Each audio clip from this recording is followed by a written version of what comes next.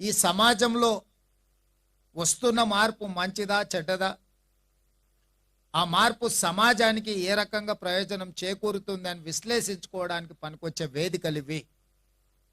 ఇక్కడ చాలా పుస్తకాలు ఇక్కడికి వచ్చే వరకు చాలా మందికి ఇక్కడ ఉన్న ఎంత విజ్ఞానము ఎంత సమాచారం ఇక్కడ ఉందో చాలా మందికి కొత్త తరానికి తెలియదు. ఈ కొత్త తరం వాళ్ళకి తెలిసిందల్లా గూగుల్ ఒకటే, అందులో గూగుల్ చేస్తే ఆ వచ్చే సమాచారమే నిజమని అనుకుంటుంటారు.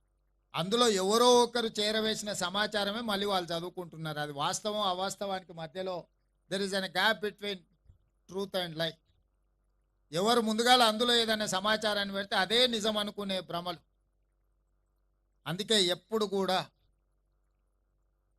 చరిత్రకారులు రాసిన పుస్తకాలు చదవడం ద్వారా చరిత్రలో కనుమరుగైన గొప్ప వ్యక్తుల గురించి తెలుసుకునే అవకాశం ఉంటుంది. అది నేను సంపూర్ణంగా విశ్వసిస్తున్నాను.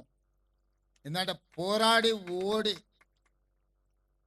పోరాడి అమరులైన వాళ్ళ గురించి ఎవరో ఒక చరిత్రకారులు రాస్తే తప్ప రాసుకోవడానికి లేదు.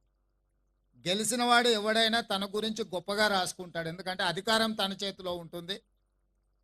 రాసేవాళ్ళు రాయించే వాళ్ళు వాళ్ళకు అనుకూలంగానే ఉంటారు. వాళ్ళకు అనుకూలంగా రాయించుకున్న చరిత్రనే నిజమైన చరిత్ర అని భ్రమలు కల్పించే విధంగా మనం కళ్ళ ముందు 10 సంవత్సరాలు చూసినాము. అందుకే గత 10 సంవత్సరాలు మన ముందల కనిపించిన చరిత్రలో ఉన్న వాస్తవాలు అవాస్తవాలను గుర్తించి ఈ వేదిక మీద ఇక్కడికి వచ్చిన కవులను కళాకారులను, అందుకే ఈ మధ్యకాలంలో తెలుగు యూనివర్సిటీకి సురవరం ప్రతాప్ రెడ్డి గారి పేరు మనం పెట్టుకోవడం జరిగింది.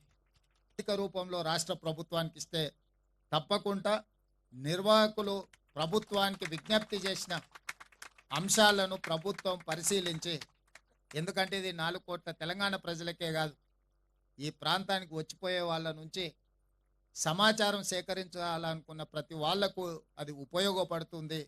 తప్పకుండా ఆ సామాజిక బాధ్యతను తెలంగాణ రాష్ట్ర ప్రభుత్వం నెరవేరుస్తుందని తెలియజేస్తూ మీ అందరి దగ్గర సెలవు తీసుకుంటున్నా. ధన్యవాదాలు మిత్రులారా.